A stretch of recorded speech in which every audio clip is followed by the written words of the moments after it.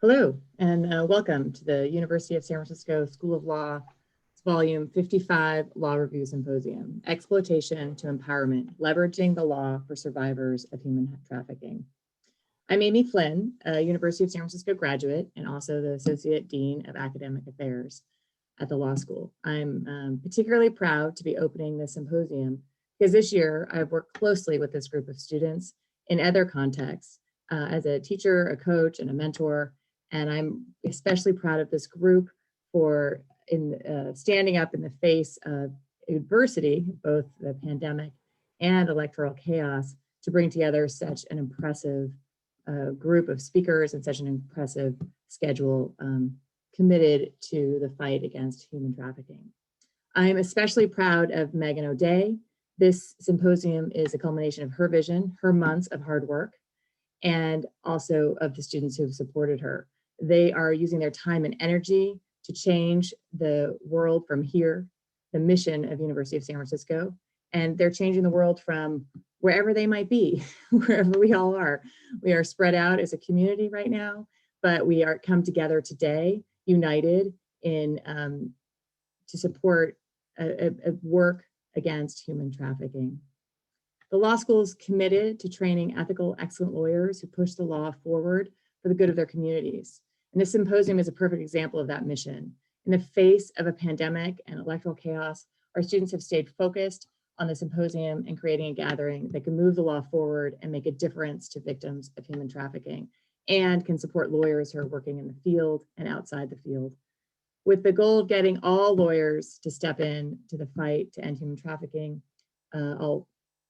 That's what the students have brought together today. So unfortunately, human trafficking really is everywhere. It permeates every sector of life and therefore every area of the law. In addition to prosecutors, public defenders, nonprofits, lawyers who are immersed in these issues daily, that lawyers in family law, immigration, civil litigation also come across issues, and sometimes I think without even knowing that there are issues of human trafficking in cases that they're involved with. The goal of this symposium is to make sure that we get all areas of lawyers educated and joining in the fight against human trafficking. Today, we're focusing on the role of technology in the fight. And next week, we will be focusing on the work from a trauma-informed lens to ensure that health practitioners is taken care of, and because they're immersed in the reality of human trafficking every day, and to ensure that lawyers are not re-traumatizing the survivors in their efforts to support the victims as they seek justice. Our last week, we will have the Alameda District Attorney Nancy O'Malley will be giving our keynote address. That office right in our backyard is a national model for human trafficking prosecution and wraparound services. So we're especially excited to have her join us. But I want to thank all the speakers in advance who have taken the time to share their expertise with the rest of us. I also want to thank all of those of you attending for stepping up to be better informed and to add your perspective to this event. The goal of the event is to provide a collaborative environment that will lead to cross-pollination of ideas in order to make real progress in this field. With that, it is my pleasure to introduce Everett Monroe. Professor Monroe is also a USF alum. He is an expert on privacy in the age of technology, and he will be moderating the first panel, Tech Innovations, Advancing the Counterattack on Human Trafficking. Thank you.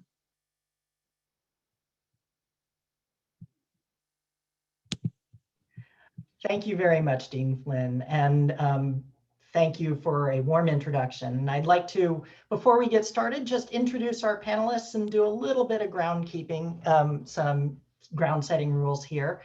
First, I'd like to introduce Charmine Bach, who is the Alameda County Assistant District Attorney, who created the Human Exploitation and Trafficking Unit and has been there for over 15 years. And that is a victim-centered trauma-enforced vertical prosecution unit that is meant to both help prosecute these sorts of crimes and also assist victims where it can. Following that is Marian Hatcher, who has been a civilian part of law enforcement for 15 years and is also, a victims' rights advocate. and a representative of survivors of prosecution calling for enlightenment. Finally, on our panel today, we have Christian Na, who is the General Counsel of Thorn. And I think probably the best way to introduce him and his organization and what he represents is to start off with a short video that is not only going to introduce his organization, but is also going to sort of highlight some of the problems and challenges and solutions that we have.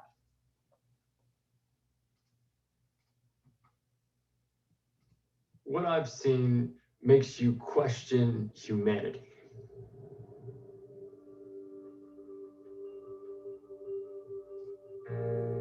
When the internet began, it changed everything. Information was easier to find, and small communities around special interests flourished.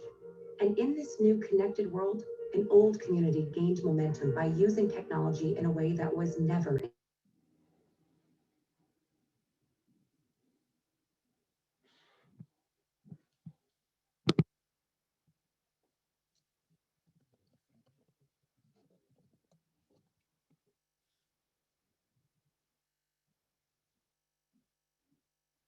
Other forms of child sexual abuse. In the US, over 150,000 escort ads are posted every day. For law enforcement. So apparently there was some sound difficulty, so we're gonna just start over a little bit. Humanity.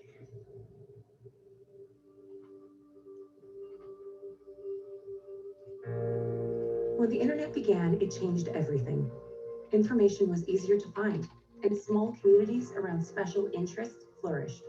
And in this new connected world, an old community gained momentum by using technology in a way that was never intended for the sexual exploitation of children.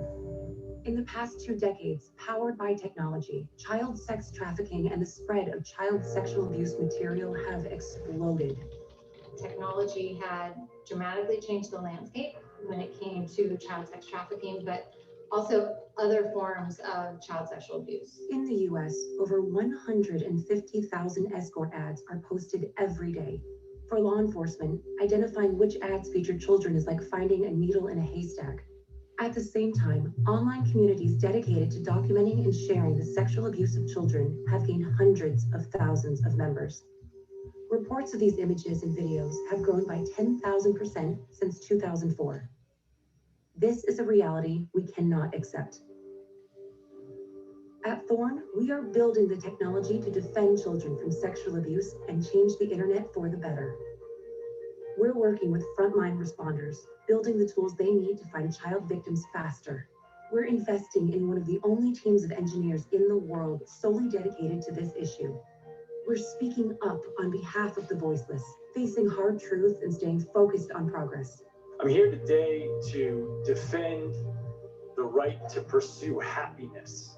And we're declaring bold goals to eliminate child sexual abuse from the internet. This is not going to be easy, but it is not impossible. We're already helping identify over 8 children every day, reducing investigation times by more than 60%.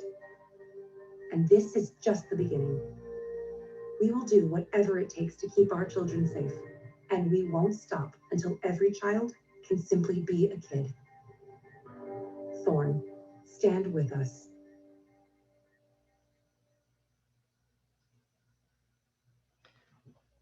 All right. A couple of reminders and a little bit of housekeeping first. I just want to let you know that we will be taking questions throughout the presentation, and that we, if you just want to place them in the Q&A section at the bottom of your Zoom screen, we will be answering them both at the end, and also, we'll throw a few in as we're going along. Also, just a reminder that nobody on this panel will be giving legal advice today, and that nobody here is, we are speaking from our own opinions and our own points of view, and we are not representing any sorts of official views from any of our respective organizations. Now that we have all of that out of the way, I think this video gives us a great introduction into the immensity of the problem that we face, both in the sense of just sheer numbers, and also how technology has made addressing these challenges more difficult. And Charmaine, I kind of want to start with you, just because, you know, in some earlier discussions that we've had, we were talking about how it was a big nationwide problem, and it wasn't just a federal issue or a local issue, that it sort of belonged to everybody, but in many cases, state and local prosecutors are sort of at the front of this.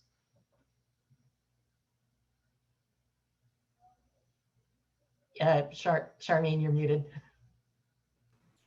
Well, there's both federal law that governs human trafficking and also state law. And I was very fortunate to co-author with Chris Kelly, who was the chief privacy officer for Facebook, Proposition 35, which is California's new human trafficking law that passed by initiative in 2012. And it passed higher than any initiative in California history.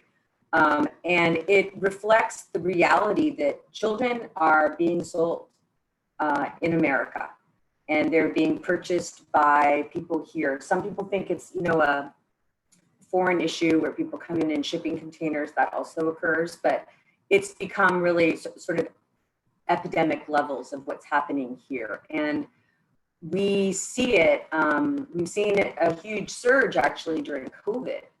And so it's bad enough seeing kids out there without masks on, but seeing kids out there getting bought by men with no masks either, and then they're, you know, engaging in sex acts. And luckily the collaboration that we have established through the Heat Watch program, which my boss Nancy O'Malley, she was referenced, she's going to be the keynote. She's really a leader in this field, and our office is, as a result of her charge, you know, I think rocking it in terms of what we do. We our stats through 2019, we're just doing our stats for last year right now, but we had 727 cases charged up through 2019 since the unit started keeping stats in 2006, when the first human trafficking law was on the books. And we were the first, I think we were the first unit in the country to prosecute a human trafficking case. But really, I mean, when you look at it, let's tie this to technology. We have vulnerable victims, we have at-risk youth, we have girls that are feeling not so good about themselves out there. And there's a question that's asked, do people who are trafficked, do they know they're traffickers? What's the answer, would you say? I think most people probably say, no, they're probably strangers, right? Well, that's actually false. They do know they're traffickers. Why? Because there's an intense period of grooming, and that grooming often occurs online. And it's easy to groom when, if it's anything like the youth in my family, the phones are glued to the palms of their hands practically. I see them falling asleep with their phones often. So it is a big deal to have access to the internet like that, because you think your kids are safe, you think everyone's safe, you think you yourself are safe in your, I went to buy Willie Nelson tickets to the Willie Nelson concert. I thought, I'm a prosecutor, I'm not gonna get ripped off, I know what I'm doing. And sure enough, man, I got ripped off and they were laughing at me, right? And they use technology to hide them. I'm like, how do you do Apple Cash? Why do they want Apple Cash? And it was just so ridiculous that I got ripped off with these Willie Nelson tickets. But it shows you how easy it is, even for somebody who's savvy and not at risk or vulnerable, to get pulled in online to a scam, right? And there you go. These children get pulled in, and then once you're in, you're promised heaven and you're delivered directly into hell. And trafficking, I think it's powerful. The three people you have here come from all different angles of this approach. Marion comes from the demand angle, she does a lot of amazing work with demand. Christian from the technology angle. And I'm sort of in the trenches dealing with the problem every day. One thing I will tell you is, unlike any other crime, like a murder or a rape, you can solve those just alone, but you can't do human trafficking alone. It has to be a collaborative effort. You've got to have eyes and ears. First responders aren't just cops. I'm about to teach all the bus drivers out here in Alameda County, because they're essentially first responders too. They're the ones driving past the bus stops on the track where the girls are sold, and they can record that on their buses. Technology is generally used to perpetuate trafficking. In the old days, let's say you'd have one girl or two girls max, and you'd have to put them in your car and you have to drive to a corner and you'd sell them like that. Not anymore. Now you can actually push a button and from the comfort of your own home and send them to the Super Bowl, send them wherever you want. So we are now looking at ways, thanks to organizations like Thorn, to harness technology so that it's useful to combating the problem rather than perpetuating it. Okay. And Marian, that sort of brings us to you, because there's a lot of talk about supply side and demand side, and I kind of want to get your perspective on this as we're moving from this prosecution point of view a little bit over to more of the other side of it.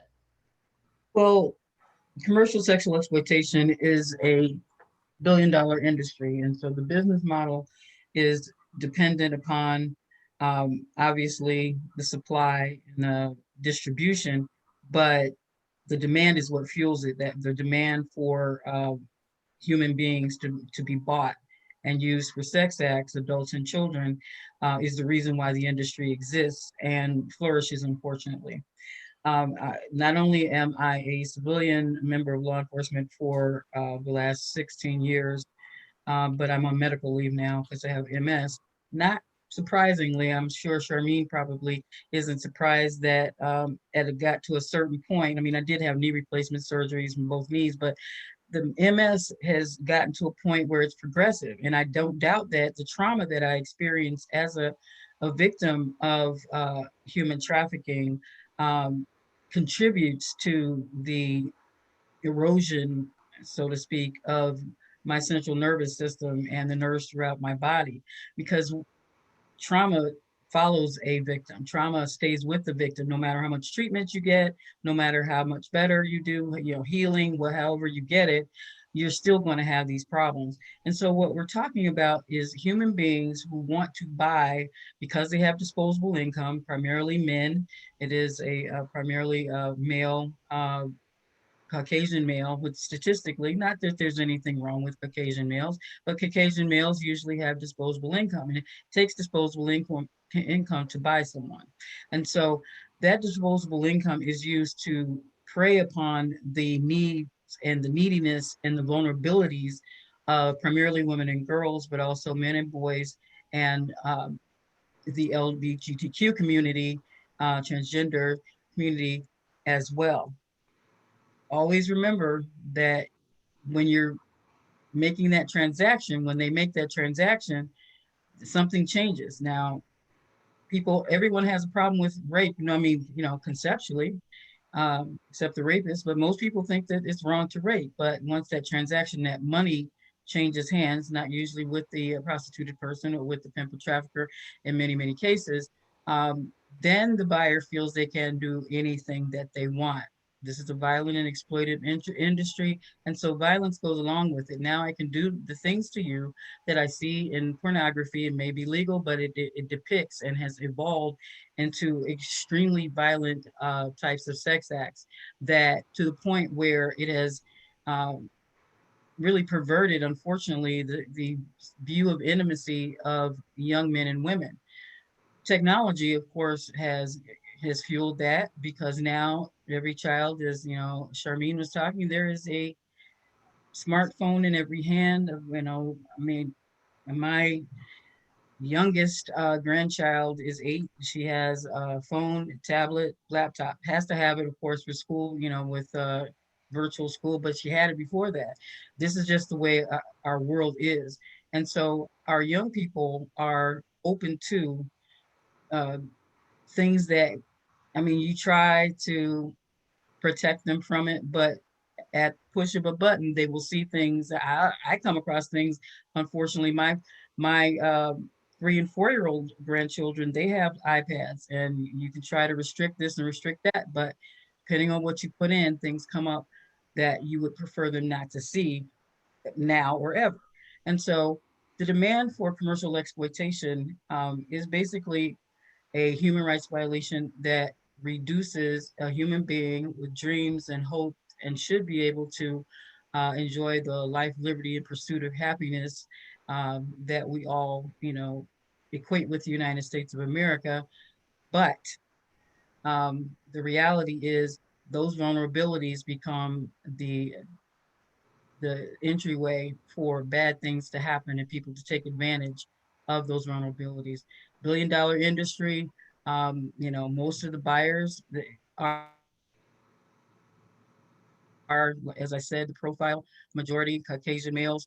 But the other thing that's important are they have incomes of usually $100,000 average, but they also are educated, and 50% of the time or more, they're married. Another 8 to 10% are in relationships. And so when we're looking at this, we're looking at people who are trying to satisfy not needs, but urges. All right.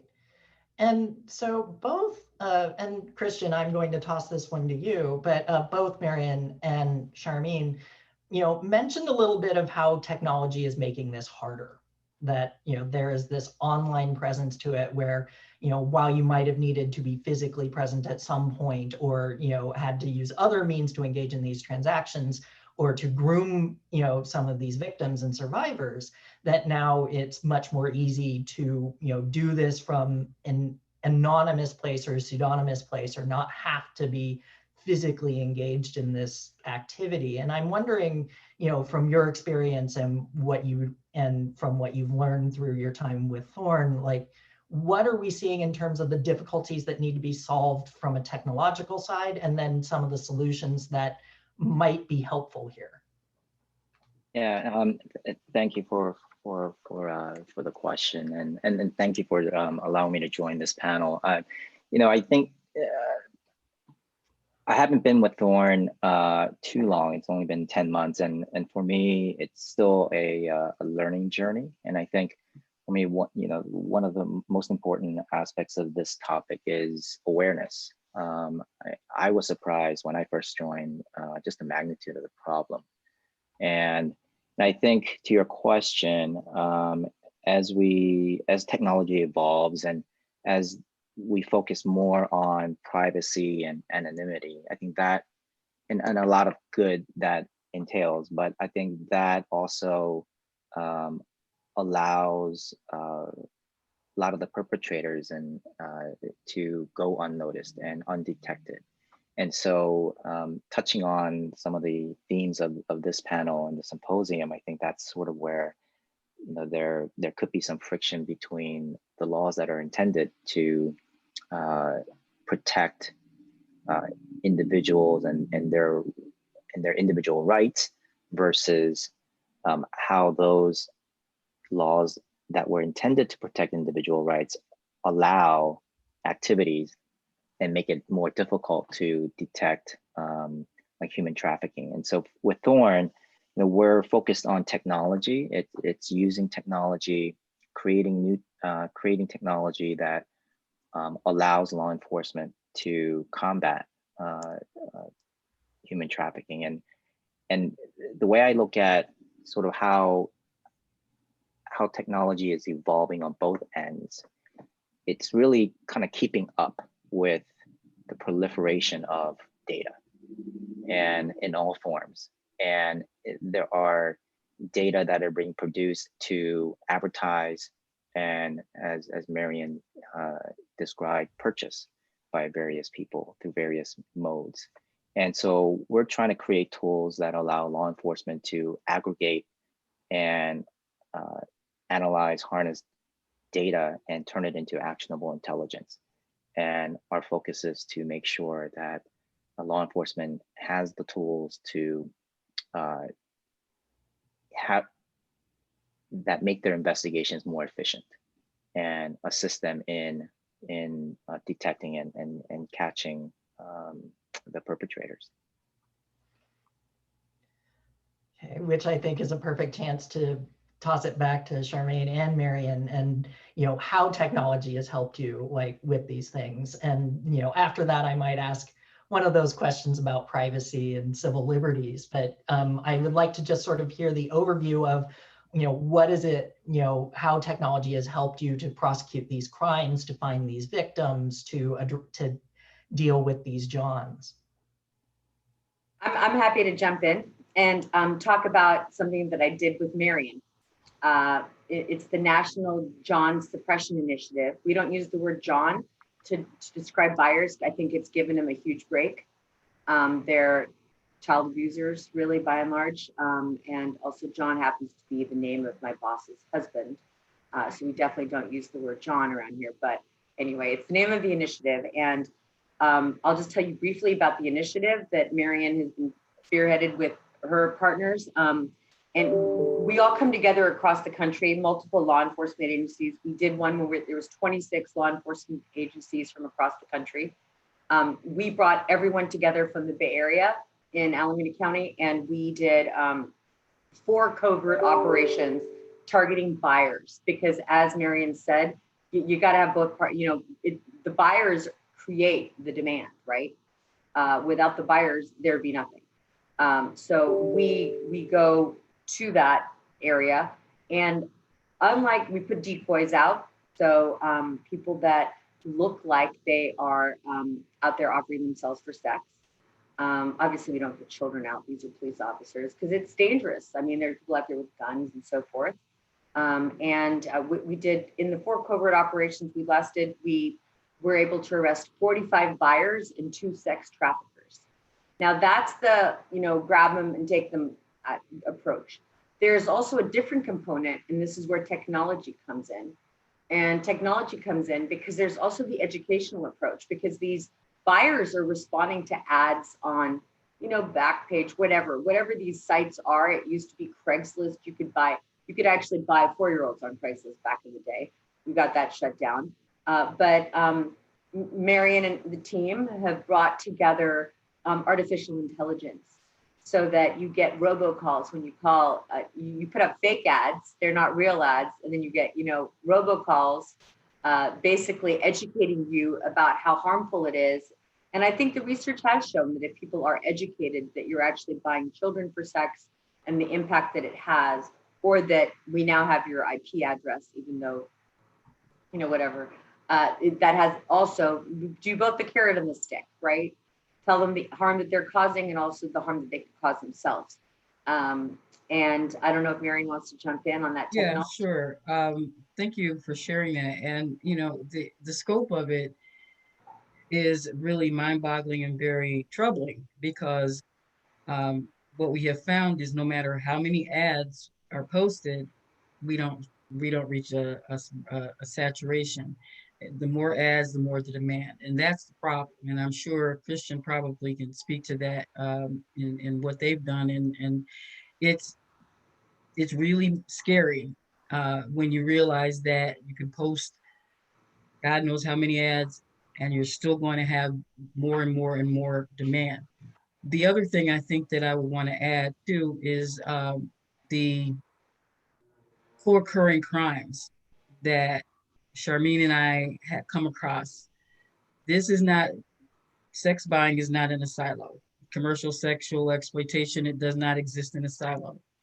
When we do these massive sting operations with hundreds of partners, we have narcotics charges, weapons charges, kidnapping charges, child endangerment. Thousands and thousands of charges have been brought during the national sting operation that she spoke to, while arresting in 19 stings over 10,000 buyers.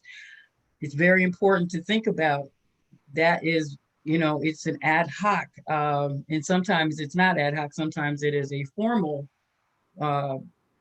organized crime system, depending on how sophisticated they might be. Charmaine might have some examples of that, but it's really, I mean, I've had 6-month-old infant in the vehicle with a loaded weapon the child was in the back seat, loaded weapon in the front seat. And that law enforcement agency had to shut down the first night of the national operation because of this type of situation. Had 7-year-old left in the vehicle while the father went in to think he was going to have sex with a prostituted person. Thank God it was a sting, and so that didn't happen. But there are so many examples of children being put at risk. And then when it comes down to, commercial sexual abuse of a minor, there's very creative ways of arresting those people who travel to try to have sex with a minor. And those are online. Technology is used both ways here. Technology is used by the bad guys, but the good guys use technology to set up on the other side of the computer, set up things where people who want to have sex with children will be taken into custody as well. So that's a whole world of its own, and I'm sure Charmaine can speak to, you know, those types of things in her jurisdiction, because they do everything and they do it quite well. But yeah, the technology has made this whole thing kind of very dangerous. And you know, the fact that there is no saturation point is very troubling. And I do want to make one comment. Don't worry about the dark web, because you can't push it down to where the buyers can't find the supply. So when you hear those things, that's just not going to happen. Law enforcement knows what they're doing. They find them.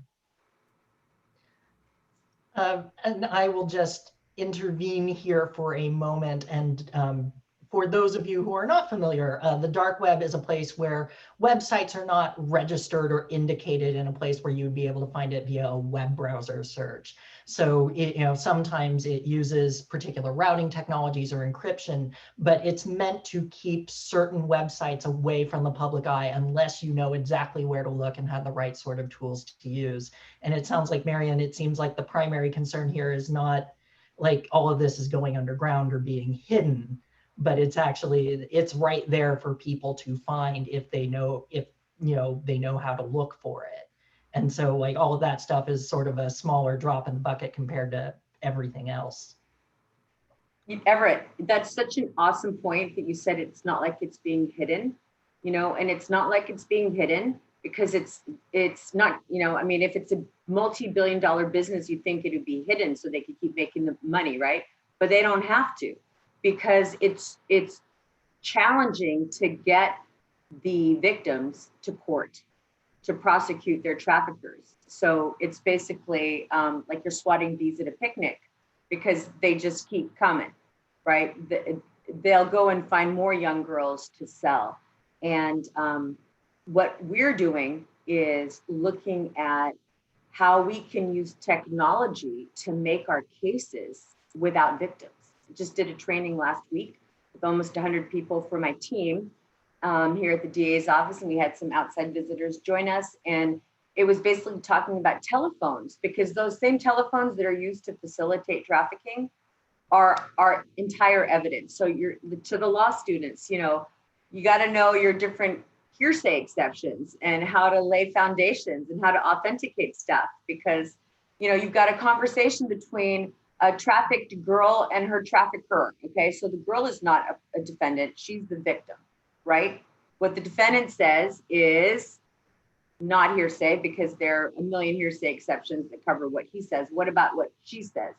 And somebody could say, well, there's the completion doctrine. We could just, yeah, but then it's not for the truth of the matter. So then you look at things like conspiracy theories and all that to try to get that in. But bottom line, we are spending hours and hours and hours scouring cell phones, conducting, let's say we want to figure out that they were together. So we're pinging cell towers. We're going through cell phones. We are searching the internet for ads. And it's super duper time consuming. It's super duper time consuming, and it's voluminous, because you could get like, not just like 200 texts, like 27,000 texts, you know, and there are machines where you plug them in, law enforcement has them, and you download the contents, but you still have to navigate and search it. You then have to tie that conversation to human trafficking, to commercial sex. And the law in California states, let's say you selling a child, and this is the law that I co-authored, anybody who encourages or attempts to encourage, facilitates, or attempts to facilitate a commercial sex transaction with the intent to pimp or pander, so with the intent to make money, right? What does that do? That law cuts out the buyers. Why does our law cut out the buyers? Because we were told it would never pass if it included the buyers. Tried for 5 years to have buyers in there. Nope, the legislature wasn't going to have it. So we just took it to the state and put the attempt language in, so we don't have to wait for a completed sex act. But at the end of the day, we need technology to harness this information. It's not like you're doing a LexisNexis search where the case law just pops up.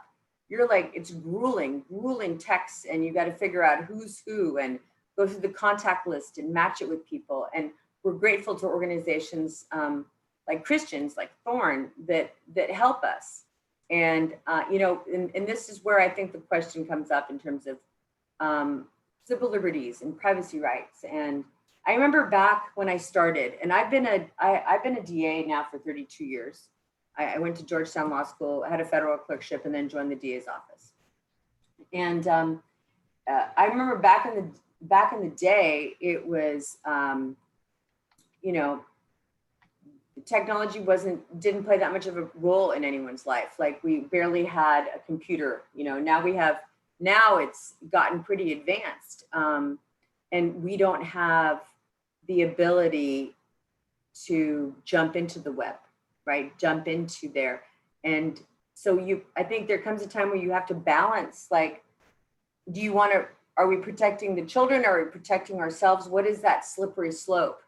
And I had a reporter way back say, why are you taking these girls off the street? They're 13 years old, right? That was back in the day when arrests were made. Arrests are no longer made because we recognize that we're a safe harbor, right? You can't arrest a victim of trafficking, which means essentially that after you pick her up, she just turns around and goes right back to her trafficker because they're trauma bonded. She thinks he's maybe her boyfriend, or she's too afraid of him. So it takes a long time to deconstruct that relationship for them. Many of them don't even realize they're trafficked. They think they're just in a relationship, and hey, you have sex for money to help make the rent for your boyfriend. But the bottom line is that these girls are out there, and the only way to really ultimately save them is by harnessing technology, because otherwise you can't find them. And I just want to, let me just inject, kind of piggyback off of that, because that was really good. It reminded me also, just to give you kind of a timeline on the increased use of online and technology for these purposes. I'm 16 years clean this year. I'm 17 years this summer, and thank you, sweetie. So that's the same amount of time out of the life. And so, thank God I was saved by jail-based treatment and many wonderful other things. But this is the thing. There was very little, if any, online sex trafficking 17 years ago. Okay. There might have been technology for the telephone or whatever, it was a different way of doing it. By the time I coordinated the national sting operation, 64% of prostitution arrests that were made nationwide were street prostitution arrests.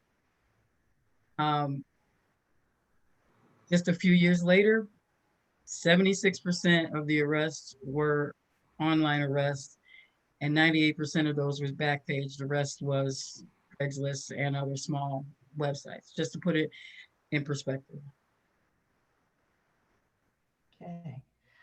And I want to turn to a couple of the questions that we have. And I think we talked a lot about educating buyers. And we've also talked, and maybe we should start, in fact, with, talking a little bit more about what Thorn does, actually. Because now we have seen, we have a wide array of technology, we have a wide array of issues, but maybe explaining a little bit more and providing an example of how Thorn fits into this in particular. And then we can move into a broader discussion about the technological law enforcement partnership. Sure. So Thorn's a software company. We're focused on creating software platforms that are aimed at protecting children from a variety of harm and abuse. When it comes to human trafficking, we have a platform called Spotlight, and law enforcement in all 50 states, and as well as at the federal level, uses Spotlight to identify, let's say, a missing child, and they can use Spotlight to run that child's identity across and against any sex trafficking ads. And so it allows law enforcement to quickly identify and triangulate, and not just within in one locality, because sex trafficking happens cross-border. And so with sort of the aggregate use by law enforcement in different states, they're able to quickly triangulate where a child is.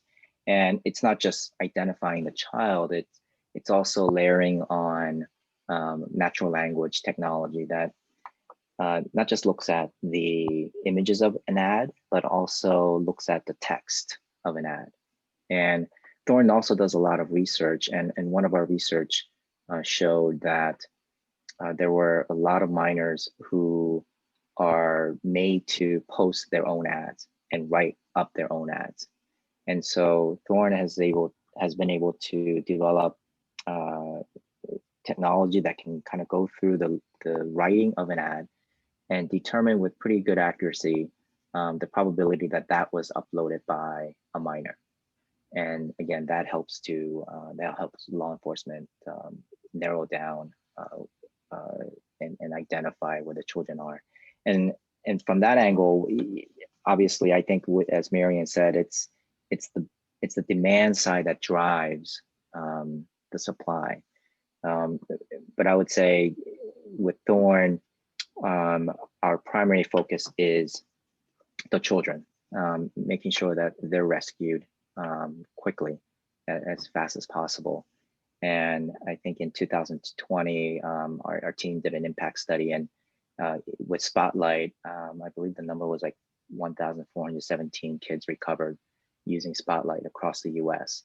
And so that just shows the magnitude. I mean, it's great that so many kids are being rescued, but it's really bad that so many kids have to be rescued, right? And in that process, I think law enforcement is also able to identify traffickers and prosecute them with Charmin and others like her across the country. And I think that's an excellent segue into another question, because a lot of these technological tools that we're talking about that are available on the web, like these chat tools and these social media sites where these things take place, have started experiencing a lot of pressure from the privacy side. Particularly like this week, we've been the big word of the day has been Signal, and the use of the Signal app, which provides encrypted communications, which could create difficulties if you're trying to either collect evidence or get information about illicit activity. And the question was, is anything being done in partnership, not so much on the law side, but on the private side, law enforcement working with these chat companies and with these social media networks to try and manage this problem, or to, manage law enforcement access in a particular way? I can jump in on that. I think that, these companies are businesses first and foremost, right? And they have a large client base. And so look like the Apple phone, the more advanced that Apple phone becomes, the more impossible it becomes for us to be able to download it. You've got to be able to get into it. They're not offering up their passcodes, right? So it's very, very difficult. And most people prefer encryption in their messages, so that they don't want the government to hear them. And I mean, I don't want anyone to hear my conversations or see my things either. So I totally get that. But there needs to be some kind of balancing that occurs vis-a-vis children when you're under 18 and you're not able to consent to any of this, because legally in California you're not able to consent to sex until you're of age. And the age of consent in California is 18. So it is a balancing, but I would say the vast majority of the technology that's out there, like let's just say there's this app called Life 360. It was created for parents to keep track of their children. Now Life 360 is being used by traffickers to keep track of the girls in their stable. So there's a lot of technology that's out there that you'd think would be used for the benefit of raising awareness, educating, or just protecting your family, but it can be twisted and tortured by the traffickers to their advantage. And on the other side of it, big business isn't really willing to sacrifice their, I don't think they're willing to sacrifice their bottom line to, you know, to actually put a real dent in this, which is why we're grateful for, you know, organizations like Thorn that figure ways around, you know, go rounds. But it's not easy to find a trafficked child. I mean, we have a tip line. We get mothers calling us up asking for help. There's the national tip line, the national hotline. They're called all the time, which is why we're doing an awareness campaign just to bring it. We always do these campaigns. Actually, January is Human Trafficking Awareness Month. I don't know if you guys knew that, but on January 19th, my office is holding a press conference because we've partnered with Clear Channel. They've done this with us every year to put up our billboards around the Bay Area and bus shelters. So when you see them, you'll know. And one thing that you'll see out there is it asks to take the pledge, but you can take the pledge to join the fight, to get educated, to keep awareness, to get involved with activities by going to Heat Watch, HEAT, watch, and HEAT stands for Human Exploitation and Trafficking. So heatwatch.org. And if you go there, the very first thing is take the pledge, and all you do is click. And we have no ability to track your click. So if you don't want to hear from us again, you'll be nothing other than a number. But if you do provide a contact info, we will then keep you in the loop. But I think it really takes all of us coming together to brainstorm and to have people who are involved in the technological field. Because, you know, I think there's been a study that shows how important it is to really tackle this with the public-private partnership. So to your point, Everett, it would be outstanding for there to be more partnerships with big business. And they'll give us free ad space and things like that, which is super nice. We've done partnerships, let's say with Facebook. But at the end of the day, that's not going to help you catch the traffickers and recover the trafficked youth. Unless there's some inroad into privacy. And I think if there's any direction we're going now, it's actually in the opposite direction. I just can just mention here, not necessarily completely directly related, but prostitution, and it's the reason I'm saying this is because of one of the questions I saw in the Q&A. Prostitution is shackled forever to sex trafficking. Okay, it is. You can have sex trafficking you can have prostitution without trafficking, but you can't have human trafficking without prostitution. So it's really important when we're talking about adults and children that adults, when that 18th birthday changes nothing. The clock changed and that's it, right? We all know from many, statistical, pieces of paper, or, you just all kinds of statistics. They're talking about the average age of entry is 12.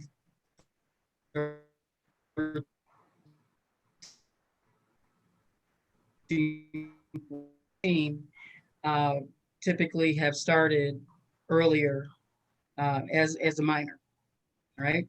So we can't forget the adult. And I appreciate the question. Law enforcement, Charmaine, they rescue and recover. They rescue children. They recover women, try to get them services. This is what we do. But it's important to know that some agencies are only dealing with, looking at children like Thorn, but there are others that do both.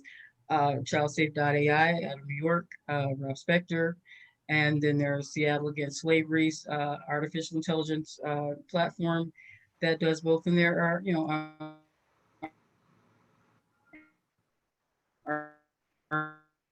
that children become adults. Children become adults. If we're able to recover a child, we're potentially giving them their adulthood without being trafficked. So I don't want, I try not to get so stuck in the weeds about who goes after children versus who goes and helps, the adults. Children become adults, so we should be looking at everybody. And trauma really delays development. There's so much being done in the area of research and understanding about the impact of trauma, both short-term and long-term. And so just because you're 19 doesn't mean you're an adult, you know, especially if you've had a lifetime of abuse, of rape, of trafficking. And so there's a term called TAYS, T-A-Y, transitionally aged youth, which covers the 18 to 26 range. And it's, I think, 26 or is it 24 when your frontal lobe is fully developed. So when you look at the chemistry of all of this, it becomes really important to expand your definition of, I mean, if my kids heard me say this, they'd be furious of what a child is, because, you know, my daughter is 22 and she's like, Mom, I'm not a child anymore. And that's a child who's had every advantage, you know, not a lifetime of trauma. Although she would say I've caused a lifetime of trauma. And it's actually, now that we've sort of moved into, you know, victims and survivors a little bit more, I want to also ask this other question about, you know, efforts to educate vulnerable populations online. And we talked about it a tiny bit earlier. And this might be a little bit far afield given your areas of expertise, but, you know, if you have any knowledge about those sorts of education efforts for victims or survivors or potential victims, you know, the ways that we educate, the ways we reach out to them. If you go to heatwatch.org, there's a tab. It says, could this be you? And it just asks some questions, you know, that we might think are pretty obvious, but, you know, just to point out points like, hey, you know, a real boyfriend doesn't sell you for sex. And with a real job, you get paid and you're entitled to breaks. You know, people, and you have rights. It's for labor trafficking, right? With a real job. And so we have a training curriculum. We're also working right now to train all the kids in the schools. And just a bit challenging with COVID and with distance learning. It wasn't quite what the curriculum intended, and that's being modified to deal with it. But I think it should start in the homes with the families recognizing what's going on. It should start in our communities where we stop placing a premium on being chaste. I mean, as Marion was saying, you know, as soon as sex comes into it, suddenly the responsibility somehow shifts back over to the girl or the woman. Let's say you have a robbery, right? Somebody parks in the dark, a woman parks in the dark and she goes to her car and she gets robbed. And she says, that guy just robbed me of $40. No one's going to ask any questions. Like, no one's going to question her credibility. What if she says, he took $40 and I had to orally copulate him? Then suddenly it's like, oh, is she a prostitute? Is she lying? You know, and so our society actually connects being chaste with being credible, which is ridiculous, because and it's gender bias in its purest form. Because as a man, you can have sex with as many people as you want, and nobody calls you names.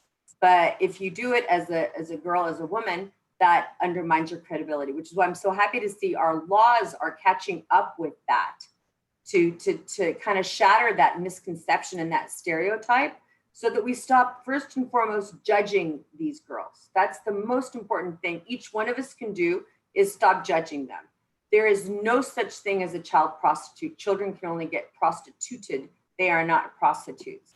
Then we should look at our culture. You know, one of the songs that won an Academy Award was "Ain't Pimpin' Hard." You know, I mean, we've glorified this life in a way that doesn't really illuminate the harm and the horror and the trauma. And I mean, people get killed getting trafficked. This is serious stuff. And we don't talk about the money aspect enough, like how much money these people are making. If you have, I think, let's just say 5 girls, which is standard in your stable, you're making about $1 million tax-free a year. You're making a lot of money, and that's just one person. And there's no overhead because you're using your hotel room. And then these girls think you love them, so they're trauma bonded to you. There are a lot of challenges to get to where we need to get.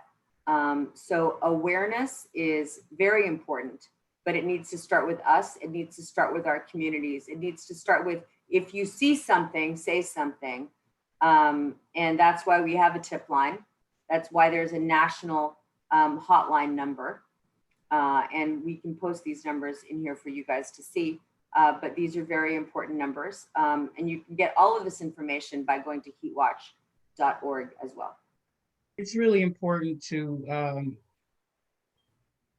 add on to that by saying that there are a lot of service providers who are trying to catch the victim at whatever point they are, whether it be during a law enforcement investigation, whether they were under arrest, let's not get into whether they should or should not be arrested. But bottom line is, whether it be law enforcement is their introduction to services, whether it is, through a hospital, first responders, because so many victims come through emergency rooms. That's why my colleague there and I, we train nurses and doctors. We train a lot of different disciplines because so many people will come in contact with sex trafficking and labor trafficking victims that didn't know it until we helped them know that this is what they were seeing.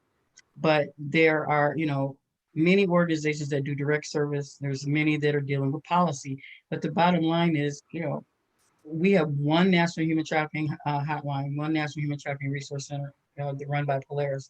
And other than that, you're dependent upon the buy-in of jurisdictions like where Charmaine has been a district attorney for a long time and has the buy-in of the DA. You need the buy-in here where I am in Cook County. We have the buy-in of my boss to share.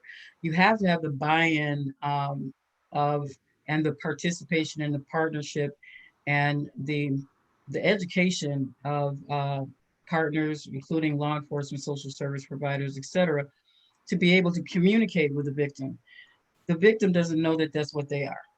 Okay, trust me, I didn't even acknowledge the fact that I had a pimp for 5 years into my recovery and working for law enforcement at that time. So why? Because people don't want to say that I didn't have any independence. I had, you know what I mean? That I had no decision-making power over my own person, but I indeed had to. And so it takes time, it takes the right training, it takes the right people, but it takes a systemic approach and it takes collaboration between all parties, or else we make the problem much worse. We're sorely lacking in this country in terms of what victims actually need so that they can thrive, move past surviving. I mean, we use the term survivor because the term victim and the term survivor is what the federal government funds. But other than that, we want people who have been exploited, male, female, whatever age, to be able to enjoy a life without the hell that is experienced with, daily rape, having to, and this is torture. And torture doesn't always have to be physical. If you look up the definition of torture, torture includes having to do something for someone that you don't want to do. And so that is indeed what trafficking across the gamut, whether it be labor or sex trafficking, people are doing something that is simply playing on their vulnerabilities. And those who say they're independent, that this is what they want to do. Fortunately, we have international law, the Palermo protocols that tell us that consent cannot be bought. And that's for a reason, for human dignity and respect. So I want to, because my area of focus is information privacy law, I want to sort of take a point of personal privilege and turn the conversation briefly in that direction and talk about, the interplay of technology and civil liberties with law enforcement here. And in particular, just given the way that we've discussed things so far, one of the things that comes to mind to me is facial recognition software and AI. And it sounds like, for, law enforcement, this is a little bit, and civil liberties, there's a little bit of a double-edged sword. It seems like facial recognition might be used to identify victims or survivors of trafficking. And at the same time, it's also something that, we're seeing certain municipal jurisdictions like Oakland and San Francisco And other counties and cities say, you know, we don't want our police or law enforcement to have anything to do with these tools, and have put up ordinances that ban the use or purchase of them by these local government agencies. And, you know, I'm interested to hear, you know, in particular, Christian and Charmaine's take on sort of that tension between being able to use this to help solve this problem and also the privacy and civil liberties implications of it. You know, I think just make it personal for a second, right? Let's say your child is kidnapped. Your child is kidnapped, or, you know, I mean, anything, right? Someone that you love dearly. In my neighborhood, somebody just not too far from where I live got, their dog got robbed of their puppy. They had a French bulldog puppy and they got robbed of their puppy, right? I mean, so stuff happens, crazy stuff happens. And when it happens to you or someone you know, you're like, yeah, let's go find them, right? When you read about it in the paper, you're like, yeah, let's definitely do something to stop that. But then I get really pissed off when I'm just trying to look at some article and it keeps talking to me about the cookies and, you know, how they're tracking me and what I'm doing. And my daughter actually worked on the Privacy Act initiative, and, you know, is all for privacy rights and more restrictions on law enforcement and defunding law enforcement. And, you know, at the end of the day, that's not going to bode well for trying to recover the girls that are out on the street.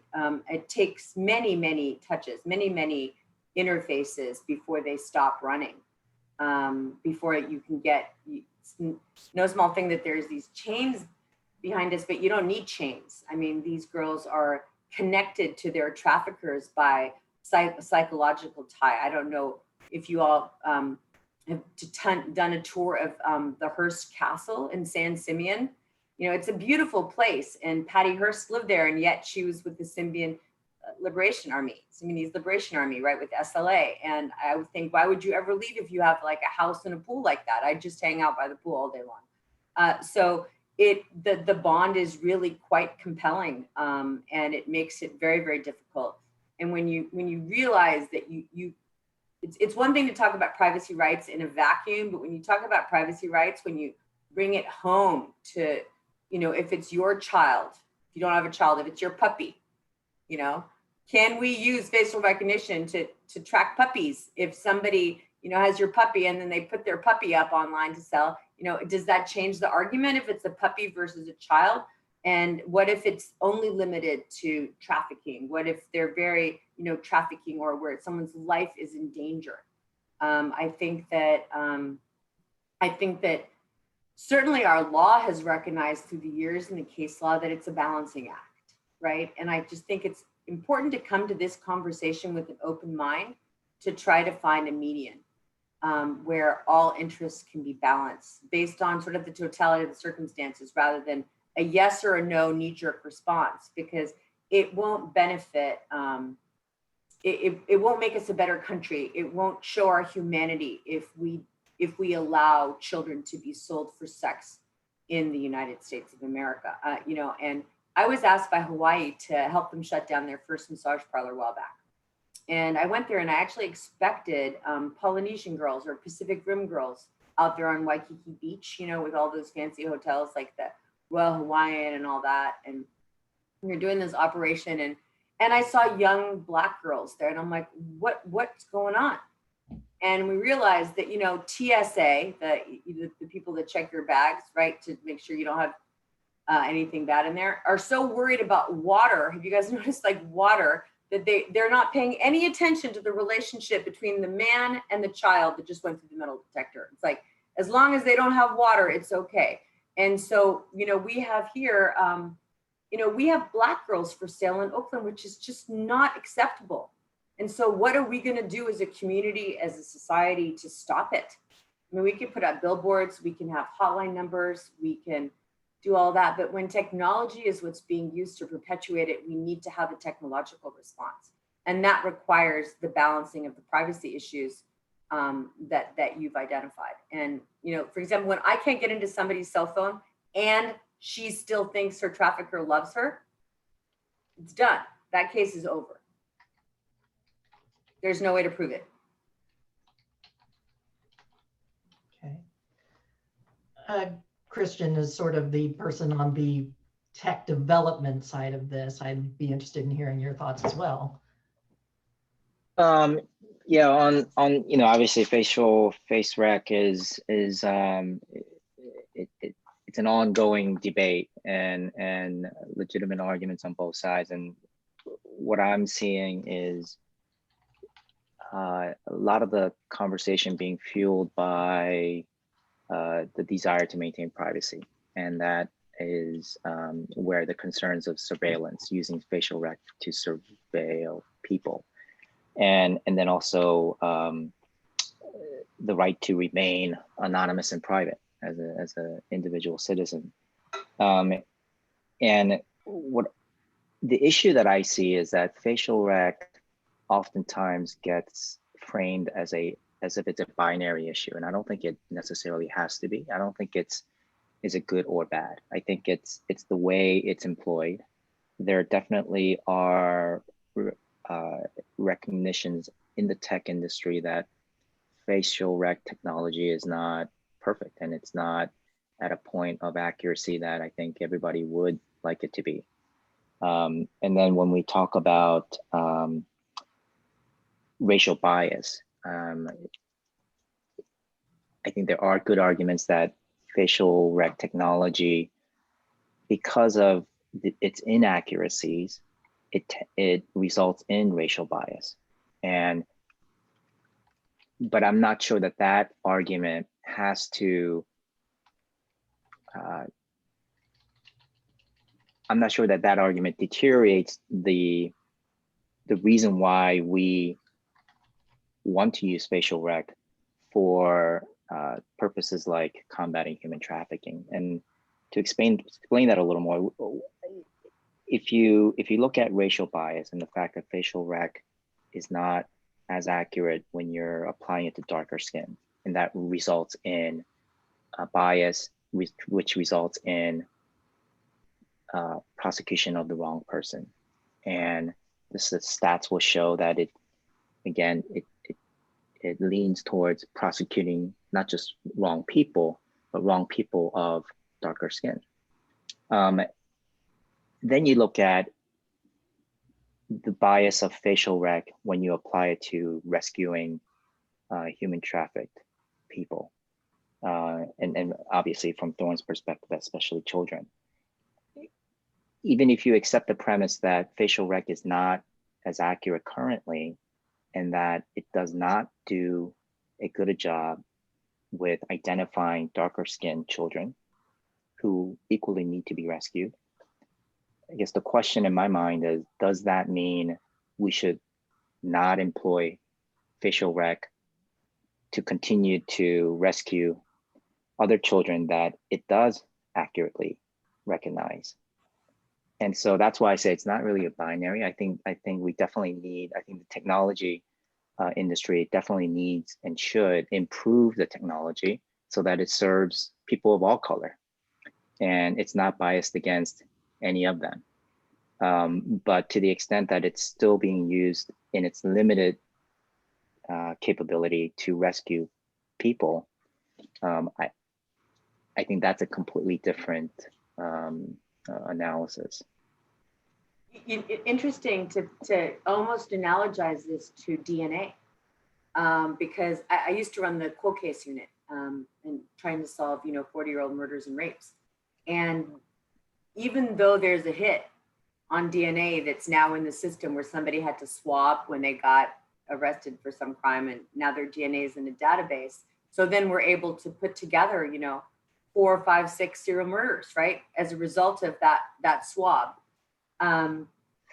Then should we not have DNA databases because of the intrusion into privacy? And I think that when you look at the good that comes from being able to identify the serial murderers in your community because of the DNA, and the good that comes from being able to identify, and sure you talk about identify, but to actually make a case in terms of where things can go awry. That DNA and facial recognition is just a starting point. I mean, you're not going to win a case just on that alone. It's just one of many pieces of evidence that you'd have to have for 12 jurors to unanimously agree. And so I think that we should get to a place where we have the tools that we need to deal with the troubles of our ever technological society.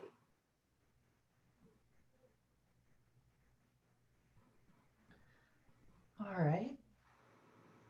I have one last question here that was posed to us, and I was sort of waiting for a good moment, but it never quite arrived. But it might be a little far afield, but there was a question here about how a lot of times the people engaged in the sex trafficking of these minors and victims might be not so much a total stranger, but somebody a little bit closer to home, like a parent or a close relative or a foster parent.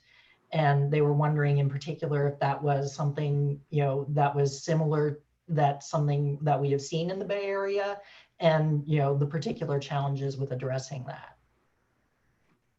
Yeah, I think I would almost venture to say, I've been in our sexual assault unit as a DA 3 times, and so I've handled a lot of child molest cases and rape cases. But I got to tell you, I think it's almost worse to be violated by somebody you know and trust or think loved you than a total stranger who grabs you, in the dark of the night.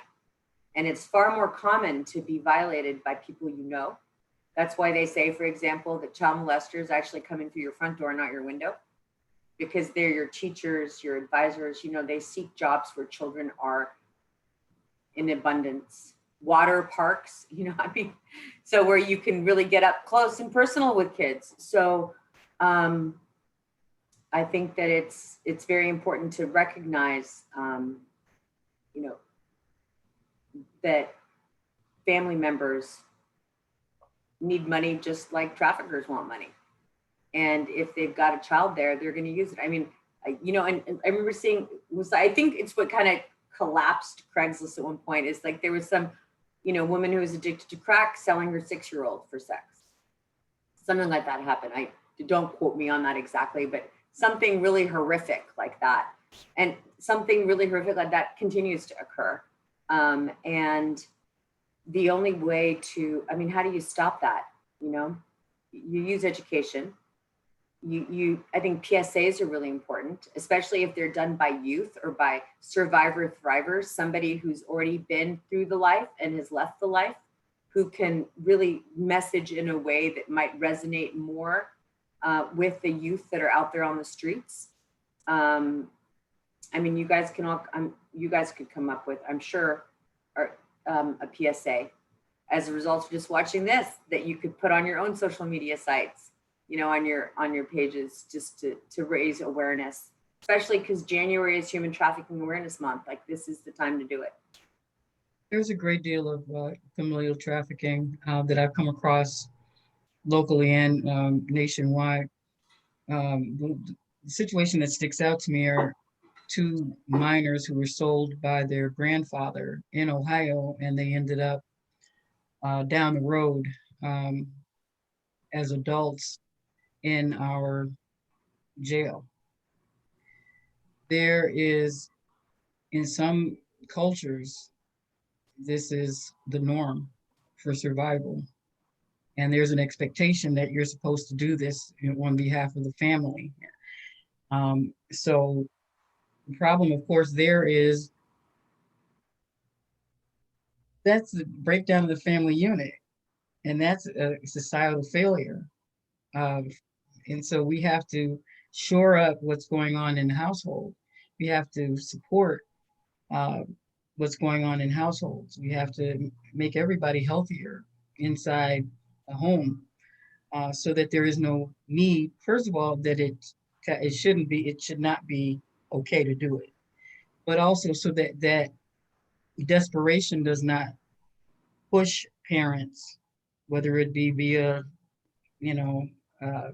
loss of job, a lot of COVID caused a lot of women to go back to the life.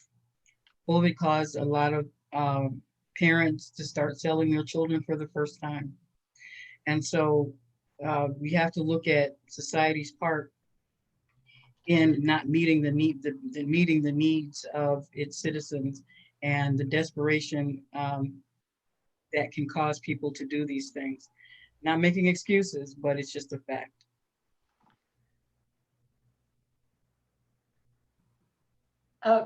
And I think, that isn't, sorry, I kind of got caught up in the thought there. So I think at this point, because we're down to the last few minutes, I think I want to open this up to the three of you and just get your thoughts on something. And this panel has been about, trafficking and technology in particular. And if, in terms of your closing thoughts, if there is either one thing that you want our attendees to sort of take away from this, or one thing that attendees could do to help fight trafficking using their own voice and their own platforms and technology. I know, Charmaine, you've already talked a little bit about the resources that are out there, but Christian, if you have a thought on this, and then I will sort of move what is on my window clockwise. Christian, you're muted. Sorry, I tried to answer some of the questions that were posed, and I apologize to the people who posed it. I was trying to answer it quick, so didn't do your questions justice in terms of going into too much detail. But Professor Monroe, one of my biggest takeaway from this panel is just kind of hearing Charmaine and Marianne talk and the questions posed. I had this realization, which seems apparent, but it's a new realization for me, that this human trafficking really takes this partnership between technology companies that are trying to develop technology, as well as the organizations and people such as Marianne that try to educate about the problem and educate people, not just the victims, but also the perpetrators.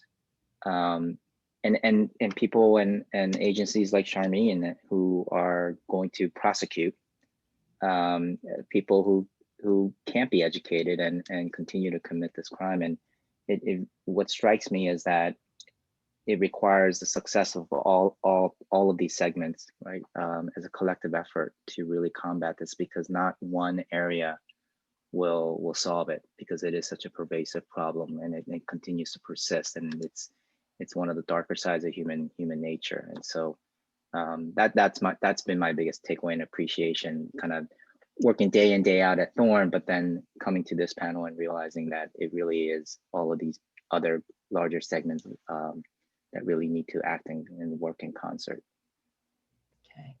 Okay, Charmaine, and then I'd like to give Marianne the last word. So my office, so I run the HEAT unit, which is the prosecutorial unit, but we recognize that we can't do this alone, and we have our service provider partners. We also have a program. It's a multidisciplinary, multi-agency, multi-jurisdictional program. It's won a lot of national awards, called HEAT Watch, which is sort of modeled on Neighborhood Watch. And it's the training component. It's the education and awareness component. It's the legislation component. So I think that what can this audience do is really educate yourself, so that when you see something, you actually recognize that it's not right, and people often see things and they just keep walking past, right? Don't walk past somebody's child that's out on the street doing something that you think looks suspicious without, educating yourself to determine whether or not that is actually something that shouldn't be occurring. If the age relationship between the man and the small child, or, there's a huge disparity, if there's strange men coming up and kids getting in the car, pick up the phone, take a picture of the license plate. There's a lot of things we can do. And I think to your point, Everett, the partnership with organizations like Christian, who rely on feedback from their law enforcement partners, is vital, because I think that technology needs to keep up with step by step as this grows, because it's not diminishing, as Marian correctly pointed out. COVID has made this worse. Everyone is more isolated, from elders to children. Everyone is more isolated, more depressed, more down, more vulnerable to being exploited. Well, I think I would close with this. There is an effort, has been for a few years, to fully decriminalize the sex trade in this country. And I would say that everything that Armin said, I would apply it to adults as well. Because prostituted people who are adults need the same attention. You don't know if they're just prostituting on their own or whether there's a trafficker a block away. It's illegal, so call someone. But these efforts to try to decriminalize the sex trade, I've been a part of national attention a couple of times. First was to co-author a letter and a survivor sign-on letter. I co-authored it with Rebecca Bender, sent a lot with Thorne. She and I wrote a letter that was signed by over 300 survivors worldwide, to the then 2020 presidential candidates, asking them to not support, a platform of full decrim, and to instead look at partial decrim, which is still hard, of course, to implement. Though you can introduce legislation, but this country is hard pressed to meet the social service needs of the exit service component of partial decriminalization, which basically decriminalizes the seller, but criminalizes the perpetrators, the buyers, the pimps, traffickers, and the brothel owners who benefit from the sale of victims. It's not perfect. It is, and right now, I mean, the quality model is the one that I've been a part of, getting established. We have a website and all that goes with that. But, they tried to introduce full decrim in New York. A lot of people worked together to get that knocked down. They introduced it in DC, the DC Council, because of the structure there in the nation's capital. I wrote a letter to the DC Council that had over 200 survivors sign on, and many, many survivors and philanthropists and nonprofit partners went and testified at a hearing there, got that knocked down. But there, as of 18 months ago or so, there were 7 jurisdictions trying to get this done. They're still trying to get it done. They're still trying to reintroduce, and it's growing. I mean, Louisiana, California, there's efforts out there by Charmaine to do the same thing, which is, it hasn't not worked in Germany. Germany is now doing a about face where it was legalized. It hasn't worked in the Netherlands, where they fully decriminalized, because police could no longer come to the rescue, because now it wasn't against the law. They can enforce something that's not statutorily there, right? The legalization didn't work in Germany, so they're now trying to turn it around. But we've had our own, I'll end with this, we've had our own failed science experiment in the brothels in Nevada for almost 50 years. They're trying to get rid of the brothels in Nevada. So where in here do we see those people who are trying to make this okay, and forget that this is a violent and exploitive industry, whether it's legal, decriminalized, whatever you call it? You cannot remove the violence, the dehumanization, and the pain that is commercial sexual exploitation of adults and children. The only thing we can do is to eradicate it. And on that note, I would like to thank our panelists for joining us today. I would like to thank all of our attendees for listening and learning with me, frankly, about everything that we heard today. And at this point, I would like to also thank and turn it over to our symposium editor, Megan O'Day, who will sort of take us out. Thank you, Professor Monroe, and good afternoon, everyone. My name is Megan O'Day. I'm the symposium editor for our USF Law Review Volume 55. I first want to take a minute to just thank Professor Monroe for moderating it and our amazing panelists, Christian, Charmine, and Marianne, for sharing their time and expertise with us today. And thank you all so much for joining us for our first panel on tech innovations, advancing the counterattack on human trafficking. My passion is to advocate for victims of human trafficking using my law degree. And my vision for this year's symposium was really about exploring ways to work together between agencies to best leverage the law for survivors. I quickly want to share that during one of our Zoom calls in preparation for this panel, there was a really inspiring moment where I saw part of my vision come to fruition. Christian and Charmine had just met for the first time, Charmine being an expert on the ground, working directly with victims, and Christian coming from Thorn, an incredible nonprofit tech company, working to develop and utilize technology to fight human trafficking. They quickly discussed the idea of getting together outside of the symposium context and meeting more regularly to share with one another. Charmine sharing what's needed at the prosecution level, and Christian being able to relay that to his team of engineers. And so also hearing today from Marianne and Charmine about their sting operation working across agencies across the nation, it's just been really inspiring. And so I share this little tidbit with you all today in an effort to encourage you all to continue to reach across sectors and have more conversations like the one I heard that day and the one that we all just witnessed today. This symposium has really just begun. We will continue to explore this theme of exploitation to empowerment next Friday with a panel on civil remedies for survivors. And the following Friday, we will end with our keynote by the Alameda County District Attorney, Nancy O'Malley. If you haven't registered already for the following two, please do. Registration is still open and free for everyone. So please share with your friends and family. And on that, thank you so much for devoting your time this afternoon. I hope you have a great weekend, and hopefully I'll see some of you all next week. Thank you.